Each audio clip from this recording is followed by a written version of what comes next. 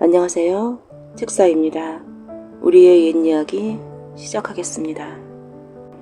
옛날 어느 마을에 병든 홀어머니를 모시고 살아가는 예쁜 아가씨가 있었다. 아가씨의 집은 지먹을 약식도 부족할 만큼 가난했다. 그래도 아가씨는 얼굴 한번 찌푸리지 않고 늘 웃으며 싹바늘 들과 허드렛 일을 하며 어머니의 병고 안에 지극정성이었다. 그러던 어느 날 말로는 다 못할 흉년이 들었다. 그러다 보니 농사를 다 망친 마을엔 인심까지 각박해져 버렸다. 가진 것 하나 없이 남의 일로 입에 푸칠해온 아가씨로서는 하루도 끼니 걱정을 빼놓을 수가 없었다. 자신은 굶어서라도 어떻게든 어머니 끼니만큼은 거르지 않게 하기 위해 손이 닳도록 이를 가리지 않고 했다. 그러던 어느 날 아가씨가 이웃 마을에 일을 하러 갔다가 밤늦게 돌아오는 날이었다. 마을 어귀 정자나무 아래 음전하게 차려있는 선비가 쓰러져 머리에 피를 흘리고 있는 것이었다.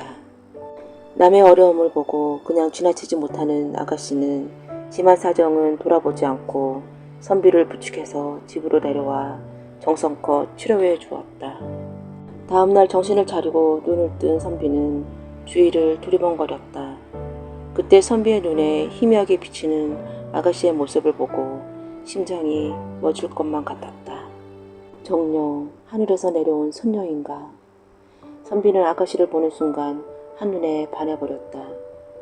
아가씨가 치료해준 덕분에 머리의 상처는 나았지만 선비는 자기도 모르게 아픈 척하며 다시 자리에 누웠다.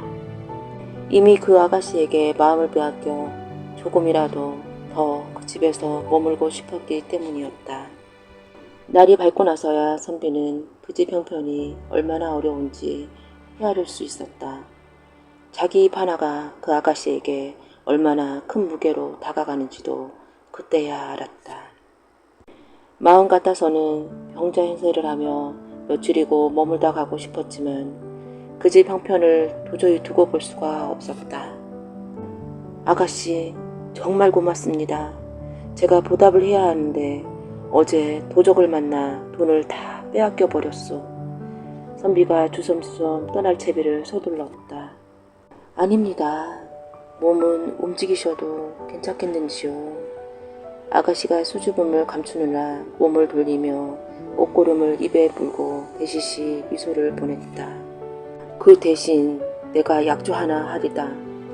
내가 지금 과거로 보러 가는 길인데 과거에 급제하면 반드시 찾아와 아가씨를 내 배필로 맞아드리겠소. 그때까지 기다려줄 수 있겠소. 자기의 속내를 들킨 듯 아가씨는 얼굴에 홍조를 띠며 고개를 끄덕여 주었다. 그런데 뒤돌아보고 또 돌아보며 떠나간 선비는 겨울이 2번이나 지나도록 돌아오지 않았다. 아가씨는 힘들 때마다 선비를 만났던 정자나무 아래로 가서 돌아오실 거라 믿고 그리움을 달래곤 했다. 더디게 지나가던 시간이었지만 어느새 무정하게도 3번째 겨울이 찾아왔다. 그날도 어둑어둑할 무렵 아가씨는 선비 생각을 떨치지 못하고 정자나무 아래로 가서 그때를 회상하며 그리움을 달래고 있었다. 지나가는 길손인데 밤이 늦어 그러니 하룻밤 묵어갈 수 있게 해주시오. 그때 웬 선비가 헛기침을 하며 다가왔다. 선비의 헛기침에는 갑자기 나타나 아가씨를 놀라지 않게 하겠다는 배려가 스며 있었다. 사정은 딱 하나, 병든 놈과 저밖에 없어 선비님을 재워둘 수가 없습니다. 다른 집을 알아보시지요. 아니, 이 밤중에 어디를 간단 말이오. 그러지 말고 하룻밤만 재워주시오. 네, 이렇게 간곡하게 부탁드리리다. 선비가 두 손을 모으며 머리를 조아렸다.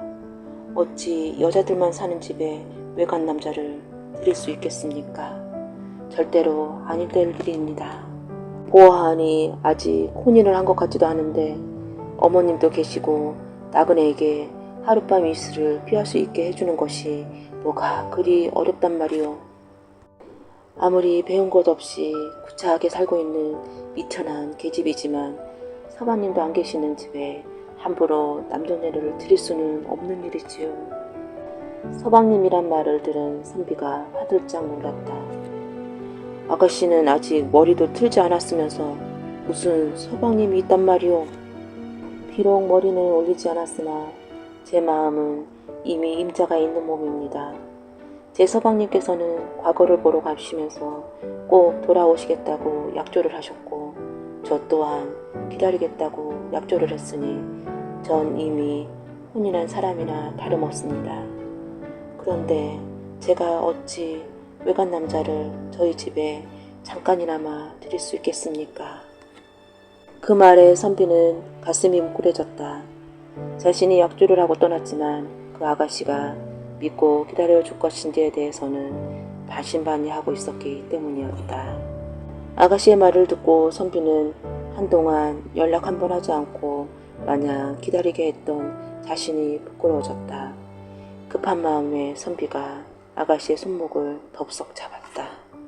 놓으시오. 점잖은 선비께서 이게 무슨 짓입니까? 손을 뿌리치며 아가씨가 소리를 질렀다. 아가씨, 나요 나. 자세히 잘 보시오. 과거에 급제하면 돌아오겠다던 바로 그 사람이란 말이오. 그때서야 멈춰선 아가씨는 선비의 얼굴을 자세히 들여다보았다. 한 번 보고 두 번 보고 아무리 봐도 꿈에 그리던 선비의 얼굴이었다. 천생연분을 만난 선비와 아가씨의 백년회로는 두말 나위 없었다. 그 이야기가 멀리까지 전해지고부터 선비와 아가씨가 처음 만난 마을 어기 정자나무에게 좋은 곳으로 시집가게 해달라고 빌면 좋은 신랑감을 만난다는 소문이 나서 가난한 처녀들의 기도가 늘 끊이지 않았다고 한다. 채씨 부인은 녹이 든 얼굴로 아들 이양복을 엄하게 꾸짖었다. 도대체 너는 언제까지 이렇게 철없는 아이처럼 살아갈 것이냐. 자고로 사내로 태어났으면 학문을 열심히 닦아 장차 나라의 큰 동량이 될 포부를 가슴속에 품어야 하거늘 아직도 학문은커녕 장난짓이나 일삼으려고 하느냐. 채씨 부인은 그동안 벼르고 벼르다 더는 참지 못하고 항복을 크게 호통쳤다. 이 양복이라면 공부는 뒷전이고 허구한 날 기방이나 출입하는 낭복기라는 소문이 장안에 파다하다. 내가 정녕 우리 가문을 욕되게 하려는 게냐. 내 행실이 이러하니 죽어서 조상님 얼굴을 뵐 면목이 없느니라. 그 같은 꾸지람을 듣고 방을 물러나온 이양복은 그날부터 며칠 동안 두문부출하며 지난 자신의 행동을 돌아보고 어머니의 질책을 되새기며 깊이 깨달은 바가 있었다. 이양복은 다시 어머니 앞에 꿇어앉아 진심으로 자신의 잘못을 뉘우쳤다. 어머니, 용서하십시오. 소자 그동안 어머니께 불충한 모습만 보여드렸습니다. 그러나 이제부터라도 고둔 각오로 학문에만 힘쓰도록 하겠습니다. 항복이 눈물까지 흘리며 말하자 채씨 부인은 노한 마음이 조금 누그러졌다. 이양복은 어머니에게 머리를 한번 숙인 뒤 다시 말을 이었다. 며칠 동안 곰곰이 생각해 보았는데 소자는 이제부터 학식과 독행이 두루 뛰어난 스승을 찾아 그 밑에서 수학하는 것이 좋을 듯합니다. 하오나 지금 저로서는 안목이 깊고 넓지 못하여 훌륭한 스승님을 찾지 못하겠사옵니다. 어머니께서 아시는 분을 일러주시면 당장 그분을 찾아가 제자로 받아주기를 청하겠습니다. 채씨 부인은 항복의 각오가 굳은 것을 보고 미소를 띄우며 말했다. 내가 진정으로 그리 생각한다면 용서하겠다. 사람이 성현이 아닌 바에야 어찌 가오가 없을 수 있겠느냐. 다만 그것을 깨닫고 같은 가오를 범하지 않으면 되느니라. 이제부터 남에게 부끄러운 짓은 삼가하고 열심히 학문에 정진하여 나라에 보탬이 되는 사람이 되어야 하느니라. 채씨 부인은 아들의 손을 잡고 부드럽게 다독이며 말했다. 그리고 스승을 찾으려는 내 생각이 끄떡하구나. 허나 늘 귀중에만 있던 내가 바깥 일을 제대로 알겠느냐.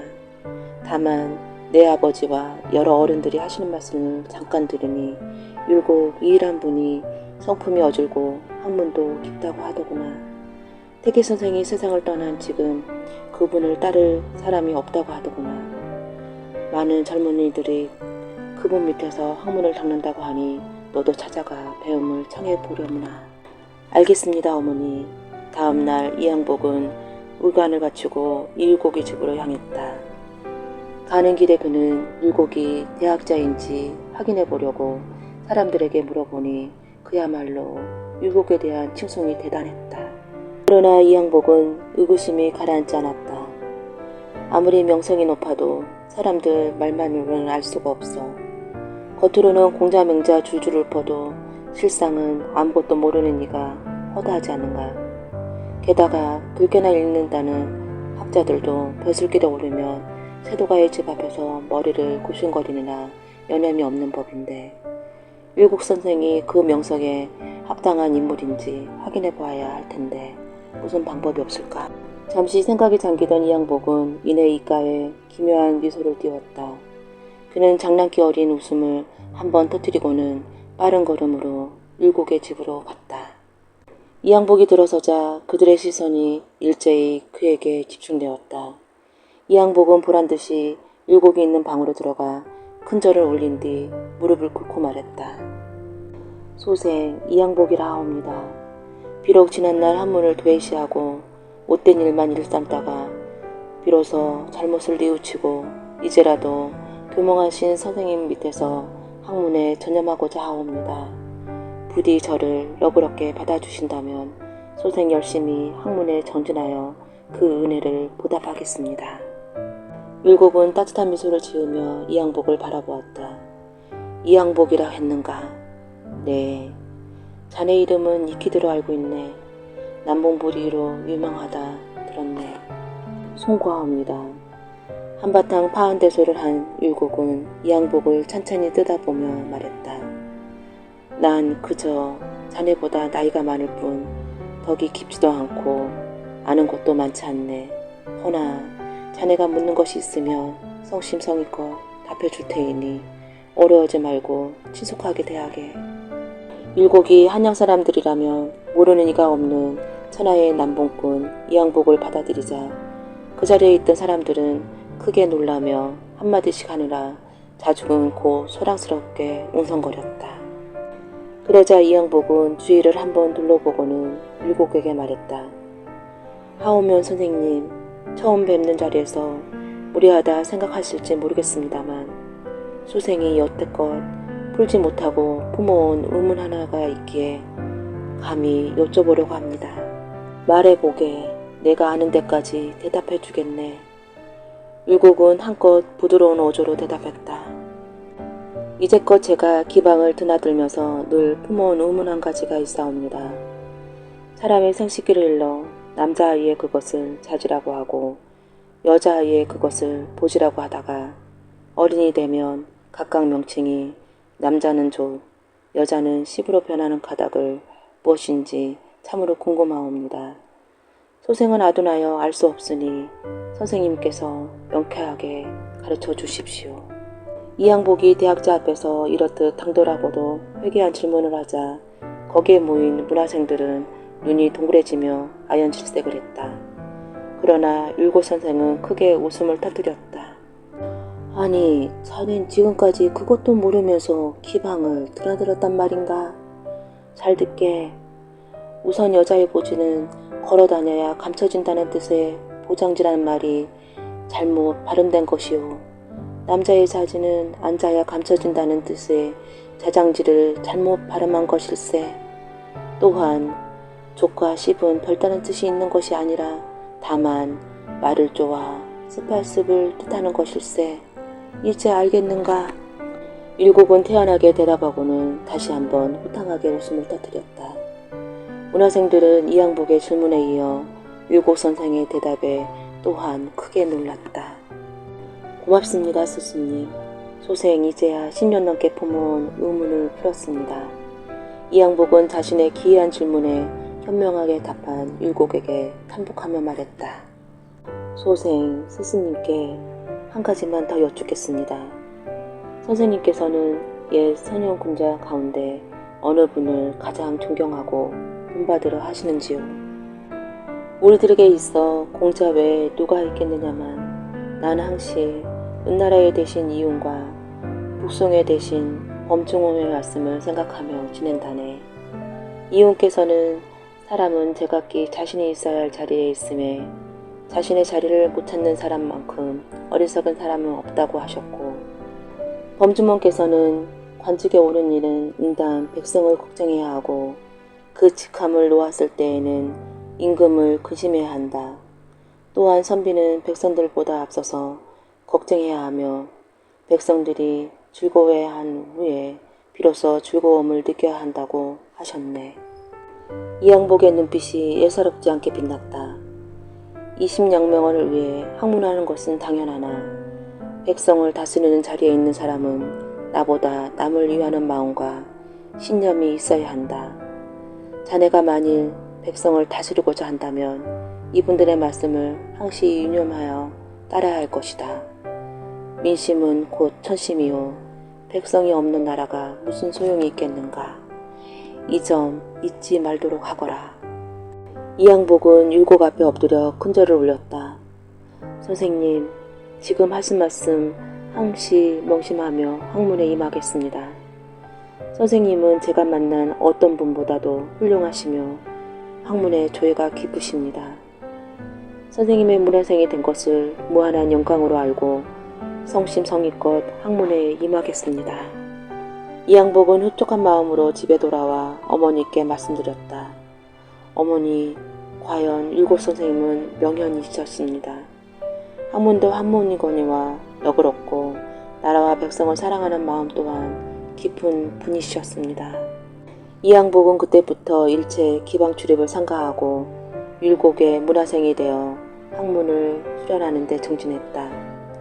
그러나 이양복의 타고난 장난기는 벼슬길에 오른 후에도 여전하여 포복도주할 일화들을 생애 곳곳에 남겼다. 안녕하세요. 책사입니다. 우리의 옛 이야기 시작하겠습니다. 옛날 어른 마을에 마음씨 착한 머슴과 악한 주인이 있었다. 정월 명절이 맞이했는데도 주인은 조반도 먹이지 않고 나무를 해오라고 했다. 산으로가 나무를 한 찜쯤 했는데 벼랑간 산돼지가 와서 살려달라고 했다. 그래서 머슴은 나무찜 속에 산돼지를 감춰놓고 나무를 계속하고 있었다. 저 포수가 오더니 이쪽으로 지나간 멧돼지 못 봤소? 지금 막 저리로 가던데요? 하고 대답하였다. 산돼지는 조금 후에 나무 속에서 나와서 은혜에 보답할 테이니 나무를 갖다 두고 오라고 했다. 머슴이 주인에게 이 집을 나가겠다고 인사를 해도 내다보지도 않았다. 산돼지에게 가니까 등에 타라고 하기에 머슴이 탔더니 얼마쯤 가다가 내려놓았다. 바위 앞에 서더니 산돼지가 열려라 바위 하니까 바위가 열리고 그 안에 대고 같은 기아집 한 채가 있었다. 바위 안으로 들어서더니 닫혀라 바위 하니 닫혔다. 산돼지는 자기 말을 잘 들으면 장가도 보내주고 잘 살게 해줄 거라며 아랫동네 대감집에 가서 머슴을 살라고 했다. 둘이 바위 속에서 나와 헤어지려고 할 때 산돼지가 자주 와달라고 당부했다. 머슴은 아랫동네로 가서 대감에게 머슴을 두지 않겠느냐고 물으니 대감은 아주 친절히 대해주며 허락해 주었다. 다음날 머슴은 나무하러 나가 산돼지한테 가니 산돼지가 나무 한 짐을 해주며 그 집 뒷광에 있는 소를 끌고 오라고 했다. 그는 산돼지 말대로 주인에게 소를 끌고 가서 나무를 해오겠다고 하니 그 소는 천하장사도 못 끈다고 주인은 말했다. 머슴은 괜찮다고 했다. 그는 곧 뒷광에 가서 소를 끄니 아무렇지도 않게 끌려 나왔다. 주인은 소를 잘 mon다고 기뻐하였다. 머슴이 곧 산돼지한테로 소를 끌고 가니 칡을 한 짐 해오라고 했다. 칡을 해가지고 가보니 산돼지는 벌써 집채만한 나무더미를 해놓았다. 머슴이 그것을 소에 싣고 내려가니 주인이 뛰어나오더니 크게 놀랐다. 나무를 부리고 나서 소를 갖다 메고 주인은 자기 딸과 결혼해달라고 했다. 머슴은 대답은 내일 하겠다고 하고는 산돼지에게로 갔다. 산돼지는 결혼을 곧 하라고 했다.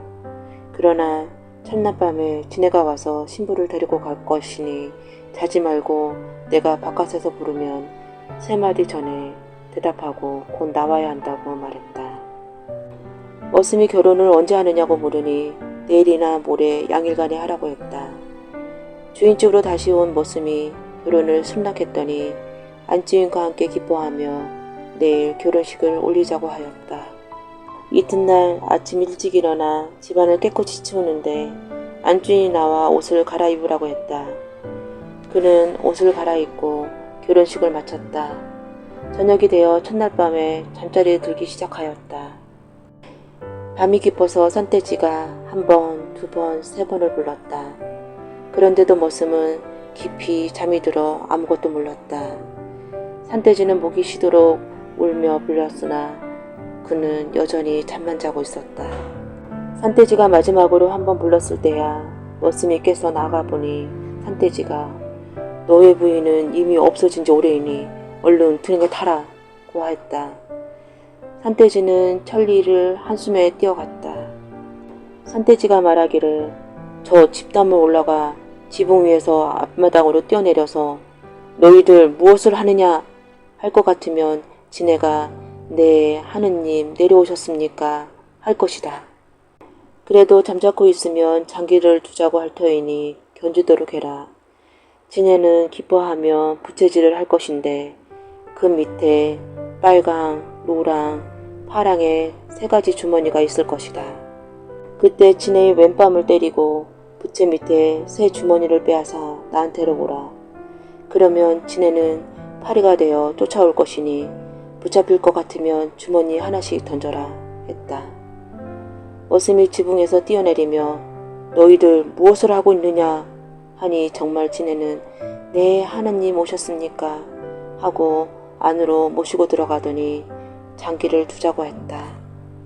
몇 알을 놓기도 전에 지네가 이기자 지네는 기뻐서 산돼지 말대로 부채를 꺼내 부채질을 하는 것이었다. 그때 왼뺨을 갈기며 주머니 셋을 빼앗아 가지고 도망쳐 나왔다. 산돼지를 타고 얼마쯤 달리니 지네가 쫓아오며 뒤에 가을랑말랑했다. 머슴은 얼른 노란 주머니를 먼저 던지니 뒤에는 가스덤불이 몇 천리가 생기는 것이었다. 그런데도 지네는 여전히 쫓아왔다. 다시 파란 주머니를 던지니 큰 바다가 생기자 지네는 파리로 변해 뒤를 바짝 따라왔다. 산돼지는 여전히 달리고 있었다. 이번에는 빨간 주머니를 던지니 지네는 타 죽고 말았다. 산돼지에게 그 얘기를 하니 뒤돌아 뛰기 시작했다. 산돼지가 말하기를 그 집에는 광이 12이 있다.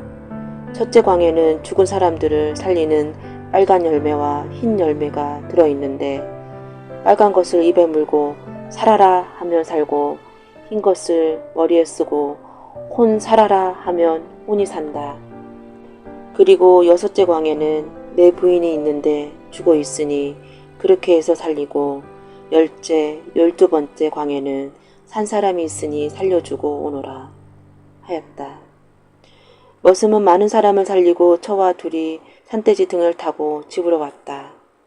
얼마 후 산돼지가 나는 내일 하늘로 올라가니 내 가죽을 잘 묶고 행복하게 살아라 하였다. 머슴은 산돼지가 하늘로 올라간 날을 잘 알아두어 죄를 지내며 행복하게 살았다. 옛날 아주 옛날 깊은 산 중에 할아버지와 할머니가 살았는데 늦도록 자식이 없었다. 하루는 할아버지가 산으로 나무하러 갔는데 큰 구렁이가 콩을 칭칭 감고 막 잡아먹으려고 하는 것을 보았다. 그래서 할아버지는 활로 구렁이를 쏘아 죽이고 꽁을 살려주었다. 얼마 후에 할머니에게 뜻밖의 태기가 있더니 아들을 낳았다. 그 아들이 자라 장가를 가는데 마침 방중 옆을 지나가게 되었다. 방중물이 빙빙 돌더니 그 속에서 구렁이가 쑥 나와서 하는 말이 내 남편이 너희 아버지 손에 죽었으니 너는 내 손에 죽어봐라 하고 외치며 대들었다. 아들은 지금 내가 장가를 가는 길이니 내가 가지 않으면 신부집에서 야단이 날 것이요. 또 나를 기다리는 신부가 딱하니 혼례를 올리고 올 때 죽어도 좋다 고 말했다. 이 젊은이의 간곡한 사정을 들은 구렁이도 신랑의 사정이 딱하게 보여 그럼 그렇게 하자 하면서 약속을 했다. 첫날 밤을 근심 속에 치르고 이튿날 새벽 신랑은 신부 몰래 처갓집을 빠져나와 구렁이와 약속한 곳으로 갔다. 신부는 신랑의 거동이 수상해서 이상하게 여겨 얕은 잠결에 신랑이 나가는 것을 알고 신랑의 뒤를 쫓았다. 신부는 신랑을 붙잡고 도대체 어인 일이냐고 물었다. 신랑은 한올 수 없이 사실대로 모조리 이야기했다. 신부는 나에게 좋은 수가 있으니 염려 말라고 이르고 방죽으로 갔다. 약속한 방죽에 이르니 구렁이가 나왔다. 신부가 구렁이에게 제발 살려달라고 애원했으나 구렁이는 듣지를 않으면서 그러나 신부가 딱하니 내가 100년 동안 먹고 살 수 있도록 마련해 주지.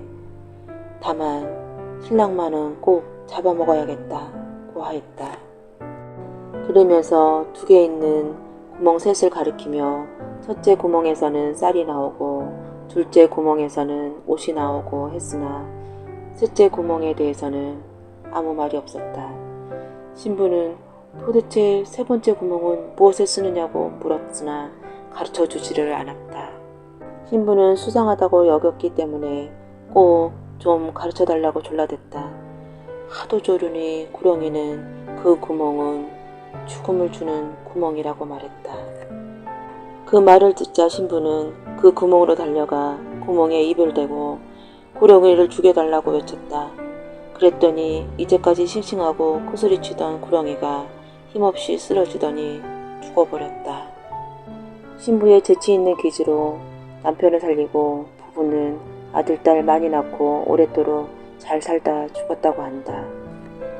옛날에 매사냥을 해서 살아가는 매잡이가 있었다. 매사냥이란 매를 가지고 꽁이나 토끼 같은 걸 사냥하는 일이다. 매를 굶긴 다음 하늘로 날리면 매가 사냥감을 발견하고 똑바로 내려꽂혀 부리로 사냥감을 쏘아 잡는 것이었다. 매가 내리꽂히면 사냥꾼은 얼른 뒤를 쫓아가 사냥물을 챙겨야 한다. 어느 날 매잡이가 여느 때처럼 매를 날린 다음 뒤를 쫓는데 매한테 쫓긴 꽁이 동굴 속으로 숨어 들어갔다. 매가 꽁을 쫓아서 굴로 들어가자 매잡이 또한 급히 뒤를 따랐다. 수풀에 가려 눈에 띄지 않았던 굴인데 사람이 들어갈 만한 크기였다. 한데 들어가고 보니 굴이 얼마나 길고 깊은지 가도 끝이 없이 캄캄하기만 했다. 매잡이가 매를 찾으려고 한참을 헤매는데 갑자기 몸이 어디론가 쑥 빠지는 느낌이 들었다. 겨우 정신을 차리고 더듬더듬 앞으로 나가는데 사람 소리가 들렸다. 아가, 비가 온다. 장독 덮어라. 매잡이가 소리나는 쪽으로 향하여 나가니 어떻게 들어왔는지 갑자기 커다란 신천지가 펼쳐졌다. 파란 하늘 아래 냇물이 흐르고 동네가 모여 있으니 완연한 사람 사는 세상이었다. 이제 겨우 굴을 빠져나온 괴로군. 매잡이는 그렇게 혼잣말을 하며 정자나무 아래 사람들이 모인 곳으로 다가갔다. 마침 점심참이나 모를 심던 일꾼들이 한참 맛있게 밥을 먹고 있었다. 매잡이는 배가 고프던 참에 잘됐다 싶어서 한 그릇 얻어먹을 양으로 가까이 가보았다. 그런데 사람들이 저를 빤히 보고는 조금도 아는 채 하지 않았다. 채, 뭐 여기 말고는 먹을 데가 없나? 매잡이는 화를 내면서 거기를 지나쳐 다른 곳으로 갔다. 그곳에 또 사람들이 모여서 밥을 먹고 있기에 그리로 다가갔는데 이번에도 아무도 본 척을 안 하면서 자기들끼리만 음식을 먹어치웠다. 아니 무슨 인심이 이렇담? 매잡이는 부하가 치밀어 더는 참지 못했다. 나 좀 먹읍시다. 그러면서 한 사람을 손으로 제치고 들어가 앉으니 그 사람이 힘없이 폭 쓰러졌다. 그러자 사람들 사이에서 소란이 일어났다. 이 사람 큰일 났네.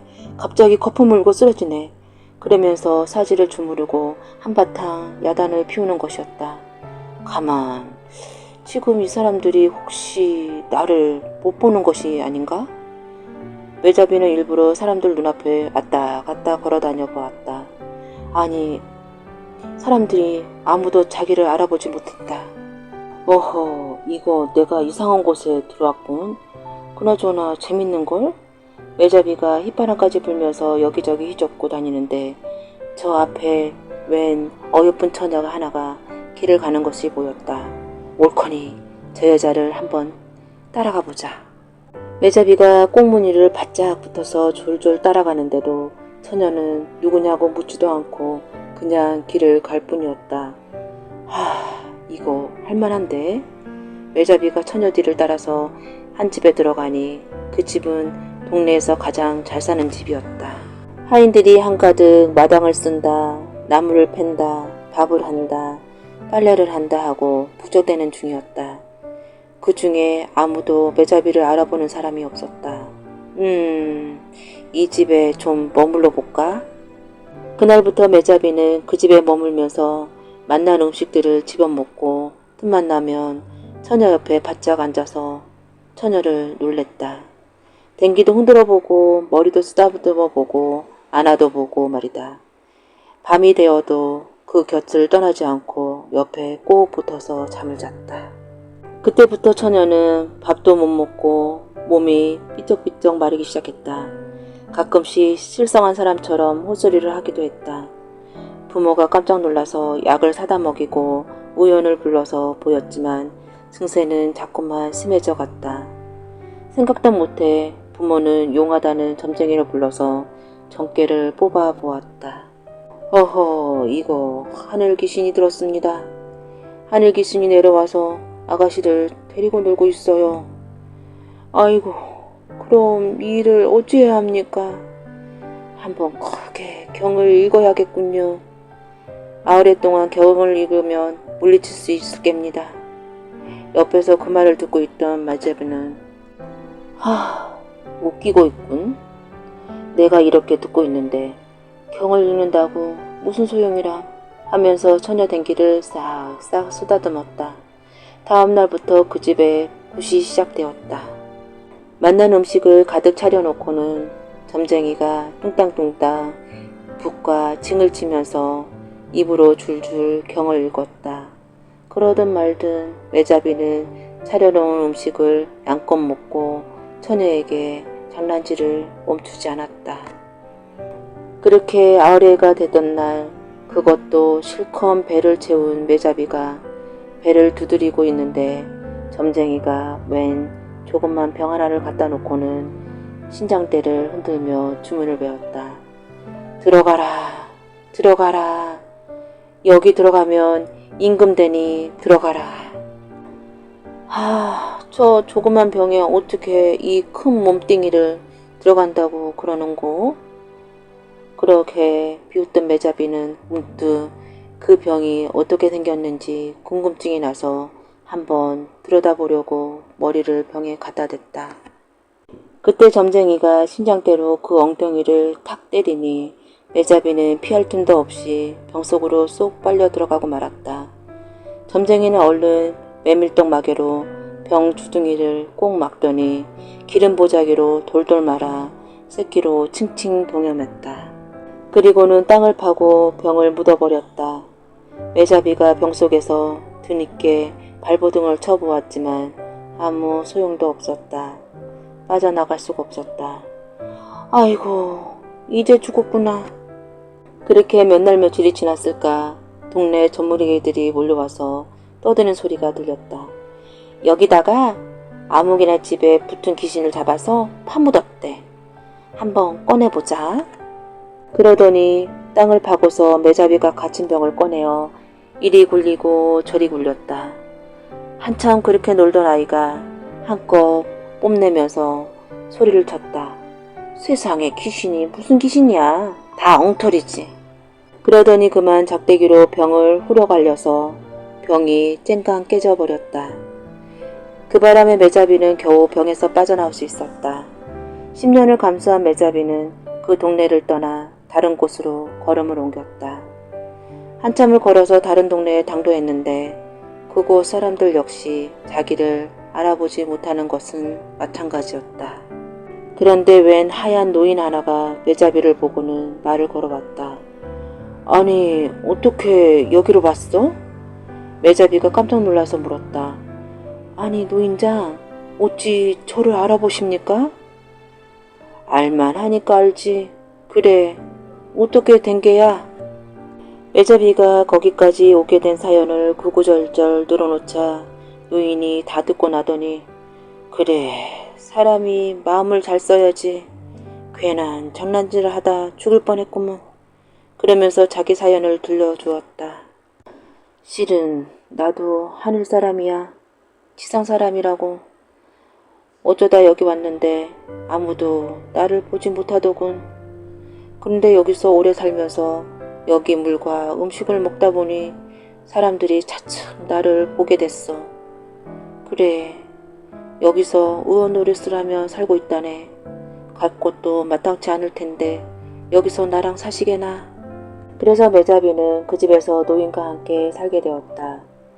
노인의 일을 도우면서 틈나는 대로 유람도 다니는 태평한 나날이었다. 노인의 일을 돕다 보니 어느새 의술에도 눈을 뜨게 되었다.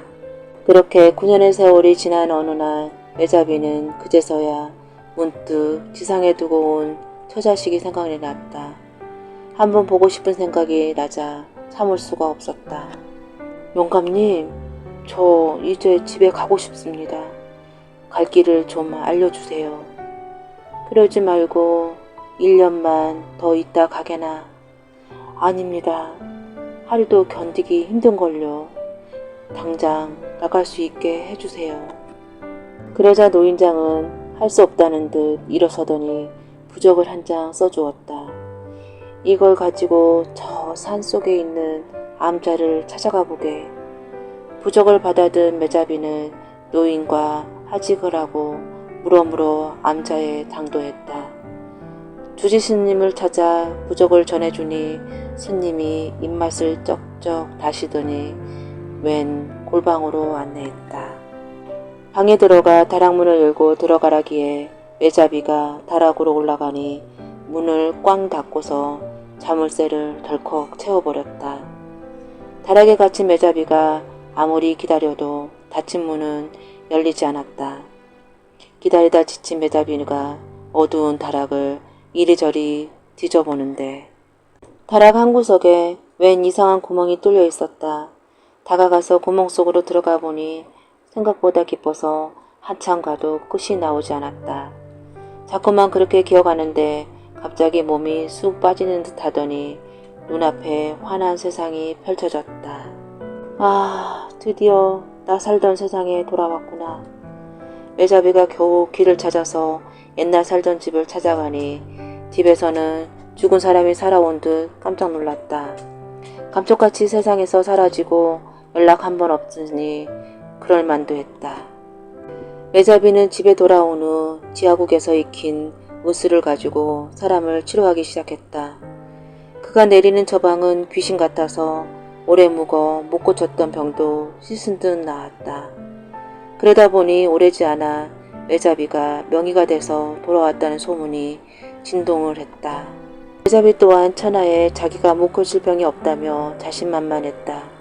그때 나라에서 임금의 모친이 생전 듣도 보도 못한 이상한 병에 걸려 큰 우환이 되어 있었다. 큰 상을 내걸고 전국의 용하다는 의원을 불러들여 병을 보이는데 병을 못 고치면 목숨을 내놓아야 했다. 임금의 모친이 세상에 알리지 못할 흉악한 병에 걸렸다는 소문 때문에 민심이 흉흉했다. 마침 매자비가 신비한 명이라는 소문이 퍼져나가자 궁궐에서 그를 잡아들였다. 어머님 목숨을 고치면 큰 상을 내릴 것이다. 하지만 그렇지 못할 경우에는 목숨을 내놓아야 할 것이다.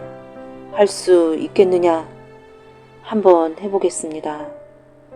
환자를 보러 갈 때만 해도 매자비는 내심 자신만만했다.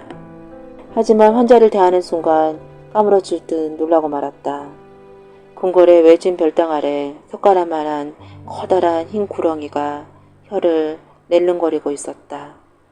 그것이 바로 임금의 모친 데비마마라는 것이었다. 어느 날 갑자기 그렇게 몸이 변했다고 했다. 매자비는 치료는커녕 환자에게 다가갈 엄두도 나지 않았다. 보기만 해도 몸소리가 처질 정도였다. 나는 이제 죽은 목숨이로구나. 그래도 일단은 시간을 벌어 놓아야 했다. 이 병은 보통 병은 아니니 금방 고칠 수가 없습니다. 석 달 열흘 만미를 주면 고치겠습니다. 좋다. 대신 어김없이 시행해야 한다. 그때부터 매자비는 궁궐 한 구석에 초당에 홀로 거처하면서 밤마다 청수를 떠다 놓고서 무릎을 꿇고 빌기 시작했다. 제발 우리 선생님을 만날 수 있게 해주십시오. 지하국에서 만났던 그 노인장을 만나기를 청원하는 기도였다. 하루도 빠짐없이 기도를 해서 99일째 이른날 지성이명 감천이라고 쿵 소리가 나더니 노인장이 나타났다. 선생님 오순이라 얼마나 고생하셨습니까? 내 말을 듣지 않고 고집을 부리다가 이 지경이 되지 않았느냐?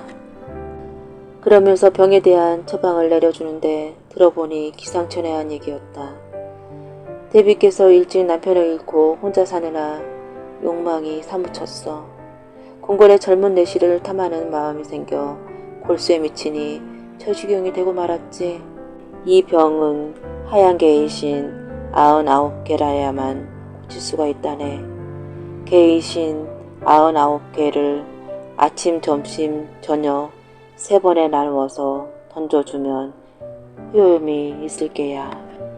그러면서 뭔가 한 가지 봉지에 쌓은 것을 건네주었다. 앞으로 팔자에 없는 의원노을수 그만두게.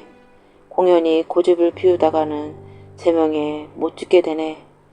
이 약을 먹으면 뭔가 벗어날 방도가 있을 게야. 노인은 이 말을 남기고서 호련히 사라졌다. 다음날 약속한 100일이 차니 임금이 그 사람을 불러들였다. 오늘 약속한 날이다. 고칠 방법을 찾아냈느냐? 네, 그렇습니다. 흰 개의 신 99개를 얻으면 고칠 수가 있을 것입니다. 임금은 당장 사람들을 시켜 개의 신 99개를 구하도록 했다. 물건을 받아든 매자비는 노인이 알려준 대로 아침, 점심, 저녁 3번에 걸쳐 33개씩 신을 던져주었다. 흰 구러기는 하나도 빠뜨리지 않고 낼름낼름 받아 삼켰다. 마지막 99번째 물건을 탁 받아 삼키자 구렁이가 몸을 비비 꼬더니 홀딱 허물을 벗고 사람으로 변했다. 데비마마의 본모습으로 돌아온 것이었다. 임금은 크게 기뻐하며 매자비에게 평생 먹고 살고도 남을 만큼의 금은보화를 상으로 내렸다. 금은보화를 받고 집으로 돌아온 매자비는 노인장이 해준 말을 잊지 않고 봉지를 꺼내서 약을 먹었다. 그러자 갑자기 눈동자가 휘딱 돌아가면서 초점을 잃어버렸다. 누가 봐도 완연한 장님의 모습이었다. 하지만 앞이 안 보이는 것은 아니었다. 아, 그런 뜻이었구나. 매자비는 그날부터 장님으로 행세하기 시작했다. 천기를 누설한 죄로 장님이 돼서 가진 능력을 다 잃었다고 하면서 다시는 우수를 쓰지 않았다. 다만 임금한테서 받은 재물을 가지고 평생을 일 없이 그저 편안하게 살았다고 한다. 자, 다녀오겠습니다. 삼기는 망태기를 어깨에 메고 방 안에 몸져 누운 노부에게 공손히 인사를 올리고 노무의 배웅을 받으며 집을 나섰다. 얘야, 너무 깊은 산중으로는 가지 말거라. 요즘 부쩍 호랑이 울음소리가 흉물스럽게 들리는구나. 걱정 마십시오, 어머니. 점심상은 부엌 한쪽에 보아두었으니 꼭 챙겨 드십시오. 노모의 염려에 삼길은 오히려 부모님의 끼니를 거를까봐 당부를 했다. 그만큼 삼길은 효성이 지극한 청년이었다. 김삼길은 충청도 주물산골에서 나고 자랐다. 어려서부터 힘이 장사인데다 총명하기가 이를 데 없어 글공부는 비록 못했을 망정 행동거지나 예의범절이 까뜻하였다. 삼길은 어느 정도 나이가 들자 몸져 누운 노부를 대신하여 노모와 함께 집안일을 꾸렸는데 지금은 노모마저 늙어 혼자 힘으로 모든 일을 도맡아야 했다. 그러니 이런 형편을 아는 사람들은 어느 누구도 삼길에게 딸을 주려 하지 않아 27이 된 지금까지 떡거머리 총각으로 살고 있었다. 하지만 삼길은 그런 것에는 아랑곳하지 않고 농번기에는 열심히 들일을 하고 추수가 끝나는 늦가을이 되면 산으로 약초를 캐러 다니거나 화전을 일고 생계를 연명하고 노부의 약값을 마련했다.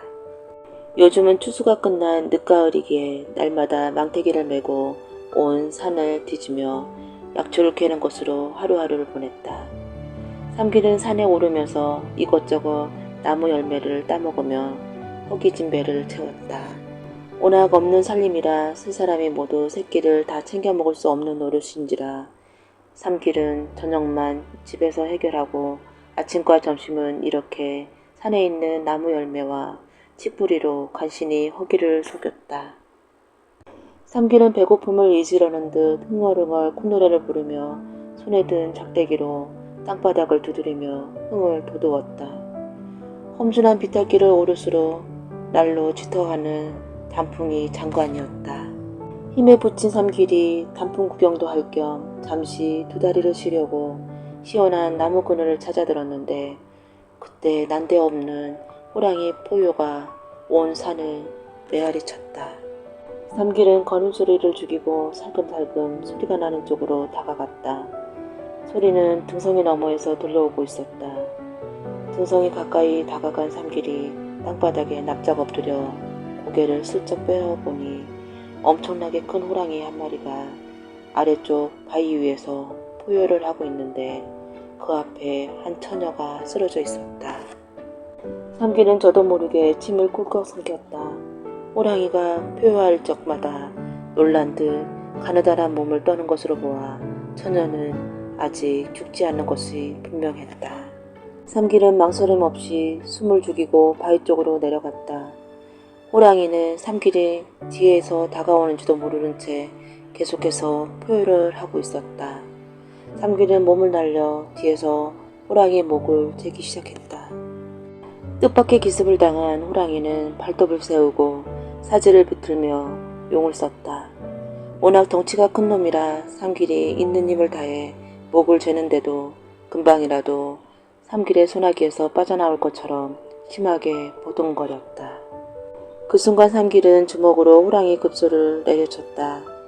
그러자 호랑이는 거짓말처럼 바위 아래로 맥없이 굴러떨어졌다. 삼길은 처녀의 인중에 손가락을 갖다 대었다.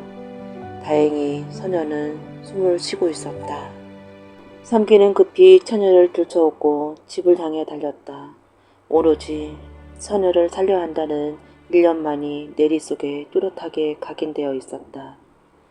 처녀는 꼬박 사흘을 식은땀을 흘리며 누워 있었다. 얼마나 놀랬던지 의식을 잃은 와중에도 간간히 비명을 지르며 헛소리를 했다. 삼길의 노모는 밤잠을 설쳐가며 처녀를 간호했다.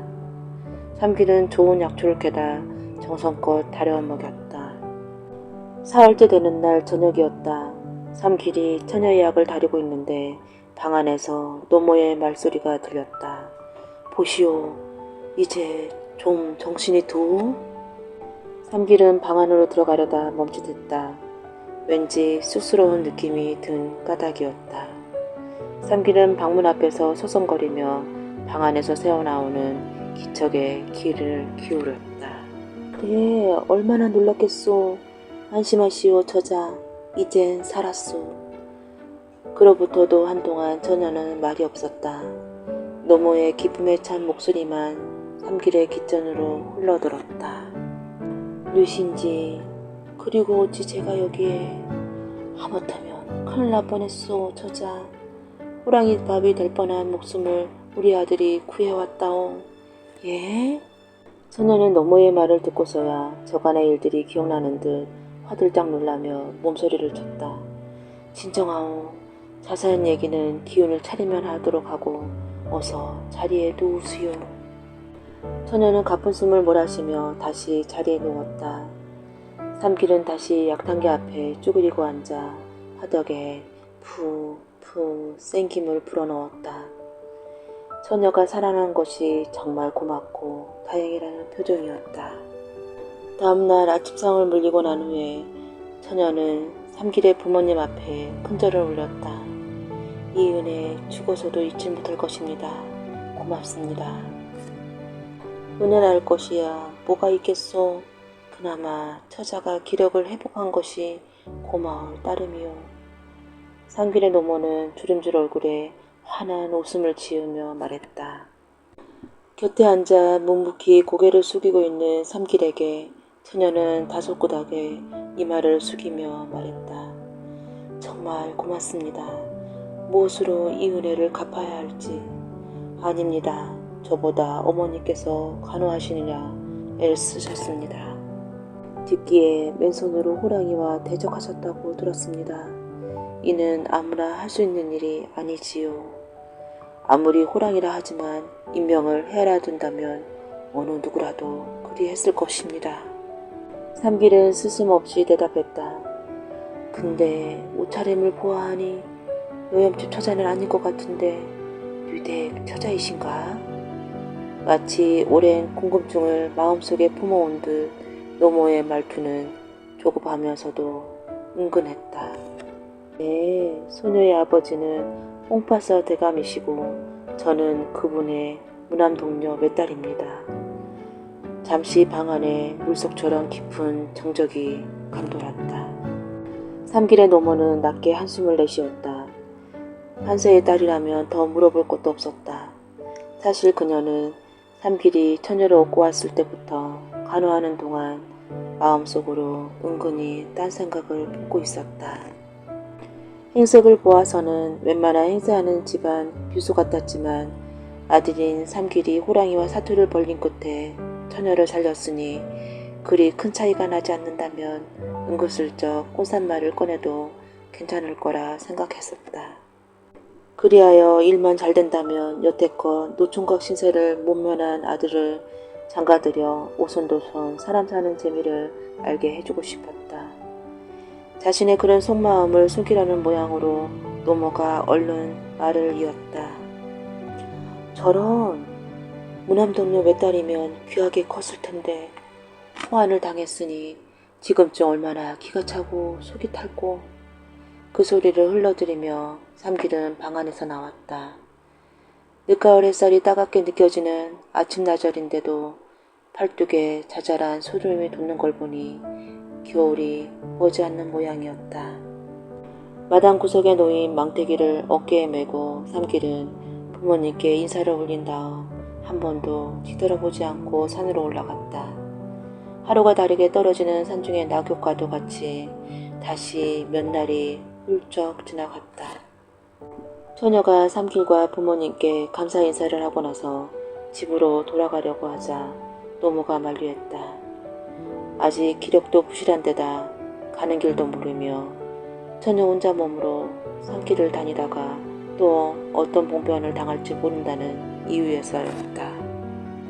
처녀는 슬픔에 잠겨있을 부모님을 생각하면 한시 앞이 집으로 돌아가고 싶었으나 노모의 말에도 일리가 있다고 여겨 며칠을 더 삼길의 집에 머물렀다. 그 며칠 동안 처녀는 기력을 완전히 회복했고 틈나는 대로 삼길의 노모를 도와 집안일도 거들었다. 처녀는 판서의 무남동녀라고 하기에는 의구심이 들 정도로 집안일을 잘했다. 또 한 번만 가르쳐주면 그 다음엔 혼자서 너끈히 그 일을 해냈었다. 삼길은 처녀에게 전혀 신경을 쓰는 것 같진 않았지만 아침에 집에 나서 산을 타고 약초를 캐는 시간보다 집으로 돌아가는 저녁때가 훨씬 발걸음이 가벼웠다. 그러다가 처녀를 집에 데려다 주기로 한 날이 조금씩 다가오자 매사가 심투렁해질 뿐이었다. 삼길의 노모도 전과는 같지 않게 마루에 앉아 한숨을 쉬는 일이 잦아졌다. 그것을 아는지 모르는지 처녀는 언제나 밝은 표정으로 집안일에만 열심이었다. 간혹 무엇인가를 골똘히 생각하는 눈치였지만 그것은 집에 계신 부모님 걱정을 하는 거라고 삼길과 노모는 어린 진작을 했다. 장이 서는 날 아침 삼길과 처녀는 노모가 지어주는 새벽밥을 먹고 일찍 길을 나섰다. 아쉬움을 참지 못한 노모의 눈물을 뒤로 한 채 두 사람은 하얗게 설이 내린 산길에 희미한 발자국을 남기며 걸어 내려갔다. 하룻길로는 저녁에 돌아오기 빠듯한 거리였기에 삼길은 장터 약초상에 들려 약초들을 급히 넘기고 저심도 걸은 채 길을 재촉했다. 마침내 처녀가 사는 마을 어귀에 도착했을 때 처녀가 다짐한 듯 삼길에게 말했다. 제 말을 잘 들으셔야 합니다. 그게 무슨 말이오? 용무를 모르는 삼길에게 처녀가 단호하게 말했다. 저는 이미 결심을 굳혔습니다. 그러니 이제부터 제 뜻에 무조건 따르겠다고 약조하여 주십시오. 어서요. 처녀의 재촉에 삼길은 얼떨결에 그렇게 하겠다고 약속했다. 죽은 줄로만 알았던 딸이 돌아오자 홍파선은 맨발로 뛰어나와 딸을 품에 안았다. 한참을 딸의 얼굴을 쳐다보며 쓰다듬던 홍파선은 두 사람을 안으로 데리고 들어가 자초주정을 듣더니 삼길을 그윽한 눈으로 바라보았다. 삼길은 첫눈에 보기에도 딱 벌어진 어깨며 몸집이 장대한 것이 범상한 인물 같지는 않았다. 홍파선은 삼길의 손을 몇 번이고 잡으며 고맙다는 인사를 했다. 아버지, 소녀 들을 말씀이 있습니다. 그래, 무엇이냐? 어서 말해보거라. 홍파선은 아직도 상기된 표정으로 딸의 말을 받았다. 소녀, 이분이 아니었으면 이미 죽은 목숨일 것입니다. 또한 이분 댁에서 비록 부모님과 함께였지만 수일을 같이 지냈습니다. 소녀, 이분과 혼인할 수 있도록 허락하여 주십시오. 아니 낭자, 그게 무슨 말이오? 홍파서보다 더 놀란 사람은 삼길이었다. 아니된 말이오. 나는 가난한 농사꾼으로 약초나 캐고 수순하고 오며 겨우 연명하고 있어. 낭자같이 귀한 사람에겐 어울리지 않는 미천한 사람이란 말이오. 저와 하신 약조를 잊으셨습니까? 그건 낭자가. 삼길이 더 이상 말을 잇지 못하자 홍파선은 두 사람이 이미 혼인을 결심을 하고 정을 통했다고 여겼다. 일이 이렇게 된 이상 홍파선으로서는 딸을 다른 곳으로 실려보낼 수는 없는 노릇이었다. 그는 굴줄이나 끼쳤다고 거드는 비오는 하찮은 양반 자제보다는 보기에도 미진주스러운 삼길에게 딸을 주는 게 더 나을 거라고 스스로 위로하며 마음을 굳혔다. 그건 그렇지 않네. 이미 죽었을 내 딸의 목숨을 자네가 살렸으니 앞으로도 내 딸아이의 인생을 자네가 책임지게. 나리 곧 혼례 준비를 서둘 터니 그리 알고 어서 가서 부모님께 이 기쁜 소식을 전해드리게. 삼길은 아무런 대답도 하지 못했다. 다만 그간 속으로만 꼭꼭 숨겨왔던 낭자에 대한 애정이 본물처럼 전신을 휩쓰고 지나갔다. 또한 삼길은 마을 어귀에서 했던 약속이 자신과 혼인하기 위한 것이었음을 깨닫고는 처녀의 사려 깊음에 절로 고개가 숙여졌다. 죽음의 문턱에서 천생배필을 만난 홍파서의 딸은 시부모를 성심껏 모시는 착한 며느리이자 고된 집안일 중에도 남편에게 글을 가르치는 현명한 부인이었다. 삼길은 부인의 도움으로 나이 40이 다 되어 당당하게 장원급제를 하였다. 여슬길에 나아간 삼길은 당시 임금이었던 숙종의 총애를 받아 여러 요직을 두루 거치며 평탄한 관복을 누렸다. 특히 삼길은 조정에 편히 앉아 국정을 논하기보다는 직접 백성들의 삶 속에 뛰어들어 그들의 노초를 해결하여 주는 몸민관으로서 청사에 빛날 많은 공적을 남겼다. 그 뜻을 가상히 여긴 숙종은 삼길을 삼남 안찰사로 보내어 백성들의 생활을 두루 살피게 했는데 그가 얼마나 민생 문제를 해결하는데 헌신을 아끼지 않았는지 지금도 충청도에는 김산길의 선전비가 남아있다고 한다.